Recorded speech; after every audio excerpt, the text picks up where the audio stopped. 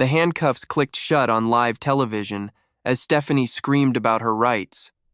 But 30 minutes earlier, she was calling my pool crew illegal immigrants loud enough for the whole neighborhood to hear. The Channel 7 news van had been parked outside her pristine white Colonial for exactly 43 minutes when the FBI agent stepped forward during Frank Morrison's live broadcast. Stefania Hartwell, HOA president of Pinewood Estates, went from neighborhood enforcer to federal defendant in less time than it takes to get a pizza delivered. What Stephanie didn't know was that I'd been documenting every HOA violation in our subdivision for 6 months. And the water department? They'd been looking for someone exactly like her. By the time the news crew arrived, 3 different city departments were involved, and Stephanie's perfect little empire was about to crumble on camera. What started as harassment of my pool crew would end with criminal charges, a federal investigation, and Stephanie losing everything she'd spent 5 years building. The municipal water codes that Stephanie tried to use against me, I helped write half of them back when I worked for the city. By evening, she'd face $47,000 in fines, criminal charges for fraud and discrimination, and watch her real estate license get revoked while her neighbors cheered. You know that feeling when someone tries to destroy you using the very system you helped create? Share your stories in the comments about times when someone's expertise came back to haunt their enemies, because this tale of poetic justice is just getting started. My name is Marcus Caldwell, and 6 months ago I thought moving to Pinewood Estates would give me the fresh start I desperately needed. At 42, divorced and starting over, I figured building my dream pool would be the perfect metaphor for rebuilding my life. 18 years of constructing commercial pools had taught me that proper planning prevents disaster, but nothing could have prepared me for Stephanie Hartwell. I'm not just any pool contractor. For 7 years, I worked as a civil engineer with the city planning department, specializing in water management and municipal infrastructure. I helped design the drainage systems for half the commercial districts in Northern California. When politics made my city job impossible, I returned to what I loved, building pools that would last generations. The divorce settlement left me with enough money to buy a modest house in Pinewood Estates and start fresh. Pinewood Estates sits in the hills outside Sacramento. 200 homes built between 2018 and 2020 when tech money was flowing like water. Average home value hovers around $400,000. And the HOA dues of $350 per month supposedly maintain community standards. The neighborhood features walking trails, a tenniskort, and playground that looks like it belongs in a luxury resort brochure. It also has the most aggressive HOA enforcement I've ever encountered. The house I bought needed work, but it had potential. Most importantly, it had a large backyard perfect for the pool I'd been dreaming about since my divorce was finalized. This wasn't just about property value or recreation. This pool represented proof that I could rebuild something beautiful from the wreckage of my marriage. I spent $15,000 on permits, engineering reports, and proper approvals. Every form was filed correctly. Every code requirement exceeded. Every inspection scheduled in advance. That's when I first encountered Stephanie Hartwell. She moved to Pinewood Estates in 2019 and immediately joined the HOA board, becoming president within 18 months, real estate agent with Pinnacle Properties. She drove a white BMW X5 and dressed like she was perpetually heading to a business meeting. Stephanie had built her reputation on strict enforcement of HOA rules, conducting surprise compliance inspections that left neighbors walking on eggshells. But I'd done everything right. My permits were perfect. My contractors licensed and bonded. My plans approved by both the city and HOA architectural committee. I thought following the rules would protect me. I was about to learn that rules only matter when they're enforced fairly. Tuesday morning, 8:15 a.m. I was reviewing blueprints with my crew foreman Diego Ramirez when Stephanie's BMW screeched into my driveway. Diego had worked with me for 8 years. A master craftsman who spoke 3 languages and held more certifications than most engineers. His crew was the best in the business, respected by every city inspector from here to San Francisco. Stephanie emerged from her vehicle like a hurricane making landfall. "I need to see permits immediately," she announced, not bothering with introductions or pleasantries. Her voice carried across the entire neighborhood, sharp enough to cut glass. "This construction is disrupting our community standards." Diego stepped forward politely. Offering the permit folder we kept on site for exactly these situations. "Ma'am, everything is properly documented and approved through both city planning and your architectural committee." That's when Stephanie revealed her true nature. "I wasn't talking to you," she snapped, her voice dripping with disdain. "I need to speak with someone who actually has authority here. Are you even legal to work in this country?" The racism hit like a physical blow. Diego had been born in Sacramento, served 4 years in the Marines, and held a contractor's license that required passing exams most people couldn't dream of attempting. But Stephanie didn't care about facts. She cared about power and the opportunity to wield it against people she considered beneath her. Mrs. Patterson from next door had emerged to collect her mail and stopped to watch the confrontation unfold. The postal carrier slowed his approach, clearly uncomfortable with Stephanie's aggressive tone. Diego's crew continued working, but I could see the tension in their shoulders. These were proud, skilled professionals being treated like criminals for the crime of being Latino in Stephanie's neighborhood. "Ma'am," I said, stepping between Stephanie and Diego, "I have every permit required by law. The crew is fully licensed and bonded. If you have specific concerns, please submit them through proper HOA channels as outlined in our community covenant." Stephanie's eyes blazed with fury at being challenged. She pulled out her phone and began recording, speaking loud enough for the entire street to hear. "I'm documenting unsafe construction practices and questionable worker documentation in violation of community standards." Her voice carried the authority of someone accustomed to intimidating neighbors into submission, but she wasn't done. Stephanie scrolled through her contacts and placed a call that would change everything. "Yes, this is Stephanie Hartwell, HOA President of Pinewood Estates. I need to report unpermitted construction and safety violations at 847 Maple Ridge Drive Ive." "Yes, I'll hold." While she waited, she made 2 more calls. City Code Enforcement, the County Health Department.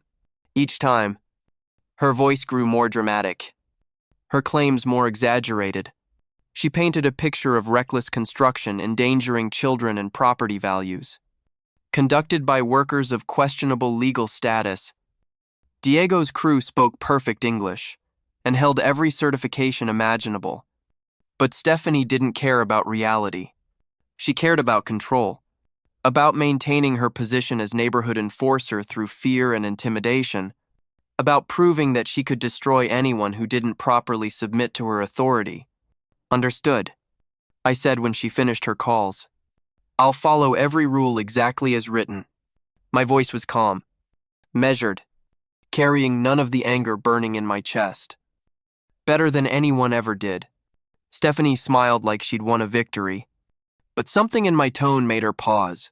She had no idea that her phone calls had just triggered the beginning of her own destruction. What she couldn't know was that I'd been waiting 6 months for someone exactly like her to overplay their hand. That afternoon, I made a phone call of my own. Beverly Chen had been my supervisor during my final 2 years with the city water department. Now running the municipal infrastructure division, Beverly understood better than anyone how water management systems worked and what happened when people modified them illegally.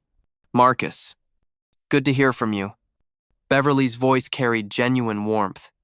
"How's the pool construction going?" "Interesting question," I replied. "Had a neighbor today making complaints about permits and safety." Stephanie Hartwell, real estate agent, HOA president. Know anything about her? The pause on Beverly's end told me everything. "Marcus, I can't discuss ongoing investigations." But hypothetically speaking, if someone had been illegally modifying drainage systems and causing flooding problems for their neighbors, and if that same someone had been referring clients to unlicensed contractors for under-the-table work, well, we might be very interested in talking to anyone with documentation of such activities. The pieces clicked into place like tumblers in a lock. For 6 months, I'd been photographing every code violation, every unpermitted addition, every illegal modification I'd noticed during my morning walks through Pinewood Estates, not out of malice, but from professional habit. When you've spent years enforcing municipal codes, you notice when things aren't right. Stephanie's property featured an unpermitted deck addition, illegal drainage modifications that diverted water toward her neighbor's foundations, and landscaping that violated setback requirements. Her garage had been converted to living space without permits. Her fence exceeded height restrictions. Her driveway had been expanded beyond approved dimensions. But the drainage modifications were the real problem. Stephanie had redirected water runoff from her property, creating flooding issues for 3 neighboring houses and potentially violating EPA regulations about wetland protection. The creek running behind our neighborhood fed into protected habitat, and unauthorized drainage modifications constituted federal environmental crimes. Diego found me reviewing photographs on my laptop that evening. "Boss, that lady today, she's done this before. My cousin worked on the Peterson house last year, and she called immigration on his crew. Spent 2 hours proving they were all citizens or legal residents." "What happened to the Petersons?" I asked, though I suspected I knew. "Moved away 3 months later. Said they couldn't handle the harassment anymore.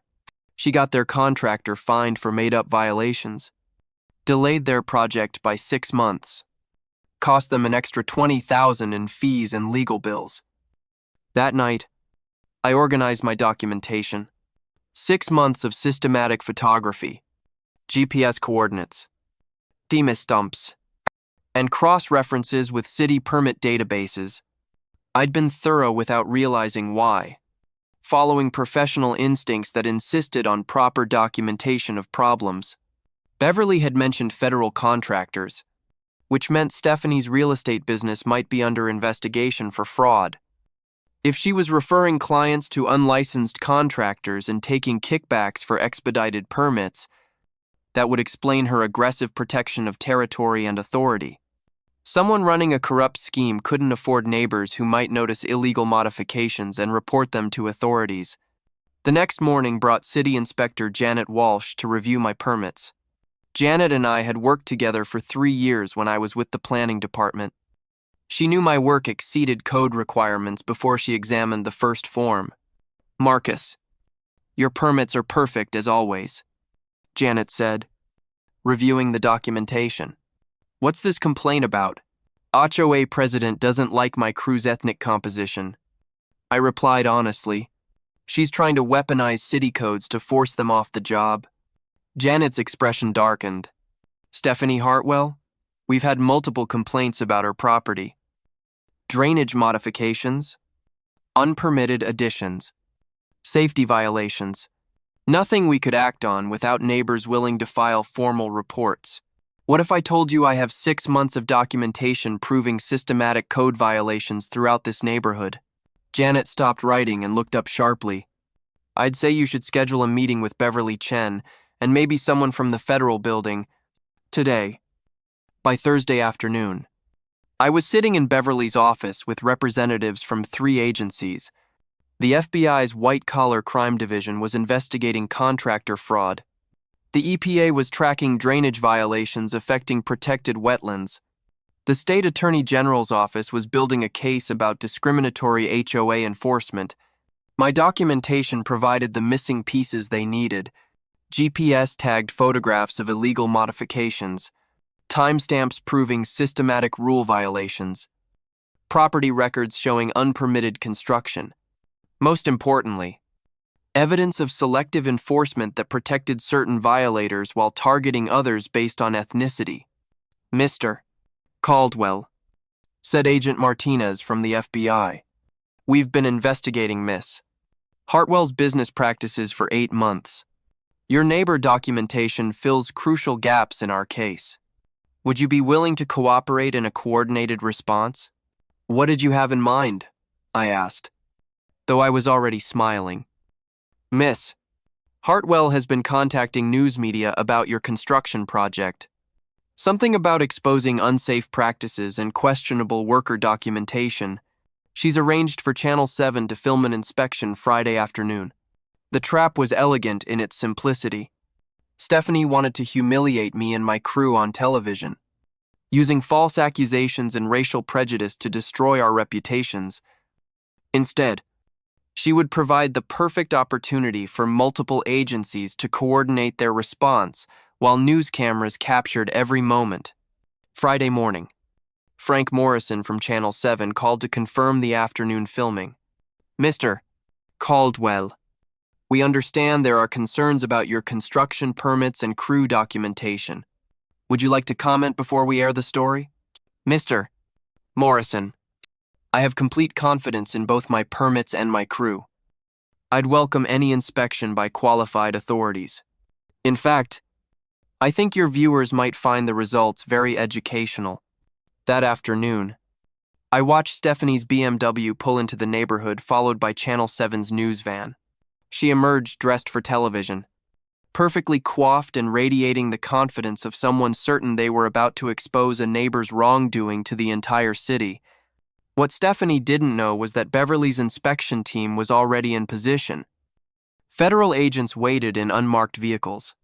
Multiple city departments had coordinated their response, and Frank Morrison's news crew was about to capture the most dramatic reversal in HOA enforcement history.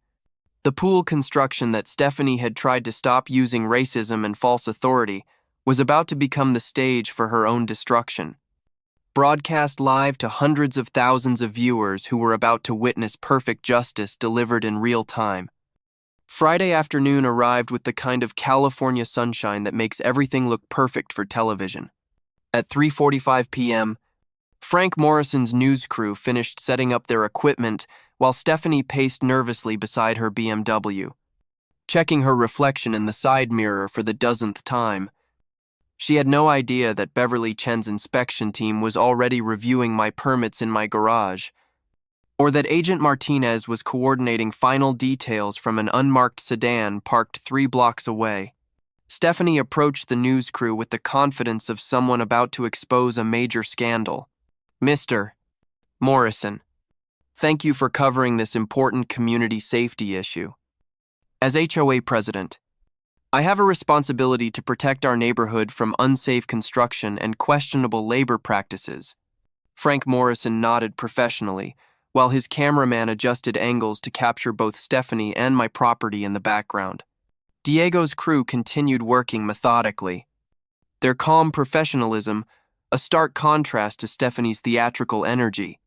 They knew what was coming. I'd briefed them that morning, explaining how their documentation and legal status would speak louder than any accusations. Miss Hartwell, Frank began, what specific violations have you identified that prompted this news investigation? Stephanie's eyes lit up like Christmas morning. Multiple safety violations, unpermitted construction, and serious questions about worker documentation. This man has been operating without proper oversight, endangering our children and property values. The city has been far too lenient in their enforcement. That was my cue to join the conversation. I emerged from my garage carrying a folder thick with documentation, followed by Beverly Chen and 2 city inspectors. Stephanie's confident expression flickered when she saw Beverly's official uniform and inspection clipboard. Good afternoon, Miss Hartwell, Beverly said with professional courtesy. I'm Beverly Chen, Municipal Infrastructure Director. We received your complaints about this construction project and wanted to conduct a thorough review. Frank Morrison's journalistic instincts immediately perked up. This wasn't the simple hit piece Stephanie had promised. Miss Chen, what has your preliminary review found? Beverly consulted her clipboard with deliberate precision. Mr. Caldwell's permits are exemplary. Every form properly filed. Every requirement exceeded. Every safety protocol implemented beyond minimum standards. In 18 years of municipal inspection, I've rarely seen such meticulous documentation. Stephanie's face flushed red as her narrative began crumbling in real time. That's impossible. I've observed multiple violations. Safety hazards. Worker irregularities. Someone needs to investigate the investigation process itself. Actually, I said, stepping forward with my own clipboard. Since we're discussing investigations, there are some neighborhood code violations that might interest your viewers. Mr. Morrison. Frank's cameraman instinctively shifted focus as I opened my documentation folder. 6 months of systematic photography spilled across the impromptu table Beverly had set up. GPS coordinates. Timestamps. Cross-referenced permit databases. And detailed violation reports covering the entire Pinewood Estates neighborhood. What you're looking at, I explained to the camera, is comprehensive documentation of actual code violations throughout this community. Unpermitted additions, illegal drainage modifications, safety hazards, and environmental protection violations that have been ignored for years. Stephanie tried to interrupt, but Beverly raised her hand for silence. Mr. Caldwell, could you show us the drainage modifications behind Miss Hartwell's property? We've received multiple complaints about flooding issues affecting neighboring houses. The walk to Stephanie's backyard became a procession. Frank Morrison's cameraman captured every step as Beverly, 2 city inspectors, and 3 federal agents who had quietly joined our group examined the illegal drainage system Stephanie had installed behind her house. This is a clear violation of Municipal Code 18. San. T. Beverly announced for the camera. Unauthorized drainage modifications that redirect water flow toward neighboring properties. Additionally, these modifications appear to violate federal environmental protection regulations regarding protected wetland areas. Stephanie's voice climbed an octave. This is harassment. I'm being targeted for doing my job as HOA president. These people are trying to silence legitimate community concerns through intimidation. Agent Martinez stepped forward, badge visible, and Stephanie's complaints died in her throat. Miss Hartwell, I'm Agent Martinez, FBI Financial Crimes Division. We've been investigating complaints about your real estate business practices, specifically regarding contractor referrals and permit expediting services. Frank Morrison's eyes widened as he realized his simple neighborhood dispute story had become a federal crime investigation broadcast live on television. Agent Martinez, what can you tell our viewers about this investigation? Miss Hartwell has been referring real estate clients to unlicensed contractors in exchange for kickback payments. She's also been charging fees to expedite permits through fraudulent means, claiming relationships with city officials that don't exist. Additionally, we have evidence of systematic discrimination in HOA enforcement based on ethnic targeting. The color drained from Stephanie's face as the scope of her legal troubles became clear. This is all lies. Coordinated harassment by disgruntled neighbors who can't follow simple community rules. Actually, I said, producing another folder, I have 6 months of documentation proving selective enforcement patterns, photos, timestamps, and witness statements showing how HOA violations are ignored when committed by certain residents, but aggressively prosecuted when committed by Latino families. Diego stepped forward with quiet dignity. Mr. Morrison, I'm Diego Ramirez, licensed contractor and Marine veteran. Miss Hartwell has spent 2 days questioning my legal status and my crew's documentation. Here are our licenses, certifications, and citizenship papers. We're more qualified than most contractors in this city. Stephanie made one last desperate attempt to control the narrative. Property values in this neighborhood depend on maintaining standards. We can't allow unauthorized construction and questionable labor practices to destroy what we've built here. Speaking of what you've built, Beverly interjected, consulting a tablet that had just buzzed with new information. We've discovered additional violations on your property. Miss Hartwell, unpermitted garage conversion, illegal fence height modifications, and driveway expansion beyond approved dimensions. The total fine structure for these violations exceeds $47,000.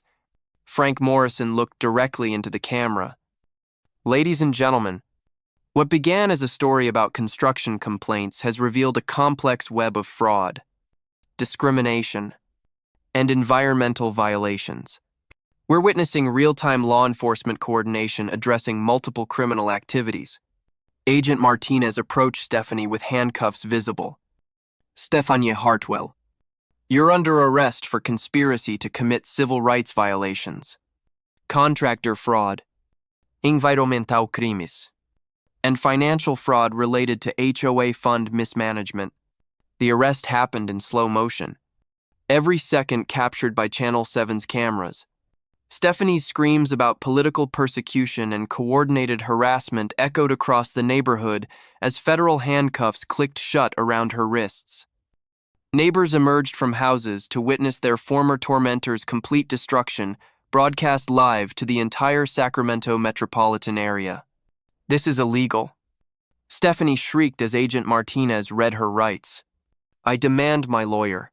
This is harassment of a public official doing her job. Ma'am, you're not a public official. Agent Martinez replied calmly.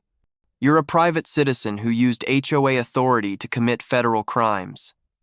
Your position gave you no legal immunity for discrimination, fraud, or environmental violations. Frank Morrison provided live commentary as Stephanie was loaded into the federal vehicle.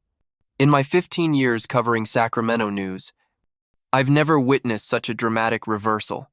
What began as HOA enforcement has ended with federal criminal charges against the person making the original complaints. Mrs.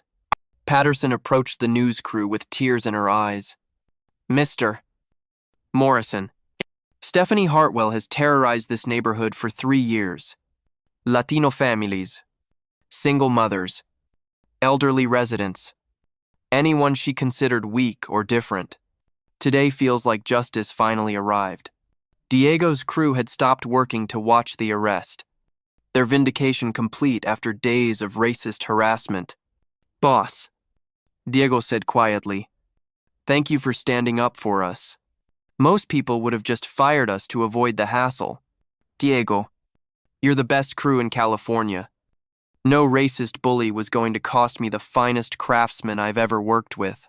Over the following weeks, the consequences of Stephanie's arrest rippled through every aspect of her life, like tsunami waves destroying everything in their path. Her real estate license was permanently revoked after the state board reviewed evidence of fraudulent practices and discriminatory referrals. The house she'd been so proud of went into foreclosure when legal fees consumed her savings and destroyed her income stream. The federal conviction carried an 18-month prison sentence. But the civil judgments proved even more devastating. Stephanie owed $130,000 in fines, restitution, and legal damages to the families she discriminated against through selective HOA enforcement. Her professional reputation was destroyed so completely that she couldn't find work in any field related to real estate, property management, or community governance. But Stephanie's destruction was only half the story. Pinewood Estates underwent a complete transformation once her reign of terror ended. The emergency HOA meeting held 3 days after her arrest drew 200 residents, the largest community gathering in neighborhood history. Board members who had enabled Stephanie's discrimination quietly resigned, replaced by neighbors committed to fair enforcement and inclusive community standards. The new HOA board hired a professional management company to handle rule enforcement, eliminating the personal vendettas and selective targeting that had characterized Stephanie's presidency. Property values actually increased as the neighborhood's reputation shifted from aggressive HOA enforcement to inclusive, well-managed community. My pool construction became a symbol of the neighborhood's transformation. What Stephanie had tried to stop through racism and false authority became the centerpiece of community gatherings. Diego's crew finished the project 2 weeks ahead of schedule. Their work so exceptional that 3 neighbors hired them for their own pool projects. Beverly Chen offered me a consulting contract with the city, recognizing that my documentation skills and municipal code expertise could help other neighborhoods dealing with discriminatory enforcement. I accepted, finding purpose in helping communities fight back against bullies who weaponized rules to target vulnerable residents. The story went viral within hours of broadcast, shared hundreds of thousands of times across social media, with hashtags like #HOA Justice and #Expert Revenge. Civil rights organizations used the case as a perfect example of how documentation and proper legal channels could defeat discrimination. Municipal training programs incorporated the story into their coursework about fair enforcement and constitutional protections. 6 months later, I received an unexpected phone call from the Peterson family. The neighbors who had moved away after Stephanie's harassment campaign. "Mr. Caldwell, we saw the news coverage. We're thinking about moving back to the neighborhood. Has it really changed? Mrs. Peterson, it's not the same place. The community you deserve to live in finally exists." Frank Morrison's follow-up story won a regional journalism award for exposing the intersection of housing discrimination and municipal corruption. His investigation revealed that Stephanie's pattern of targeting Latino families had been documented by federal agencies for over a year, but they needed neighborhood-level evidence to build a prosecutable case. My systematic documentation had provided exactly what they needed.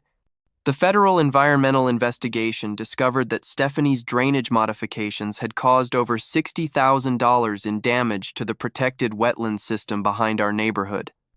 The EPA used the case to strengthen enforcement of environmental protection laws, particularly regarding illegal residential modifications affecting sensitive ecosystems.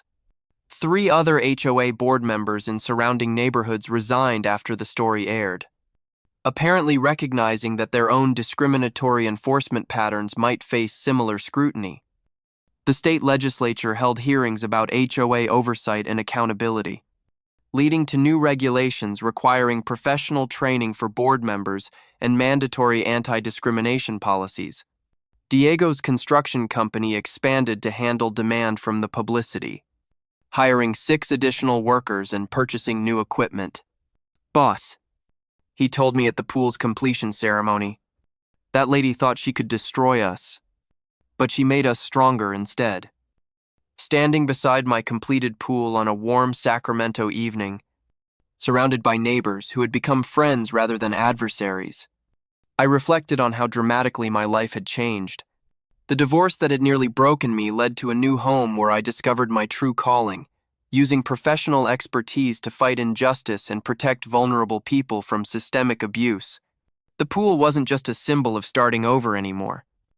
It represented proof that knowledge, preparation, and moral courage could defeat even the most entrenched bullies.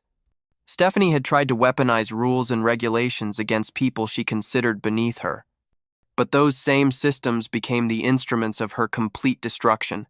My phone buzzed with a text from Beverly Chen about a new case.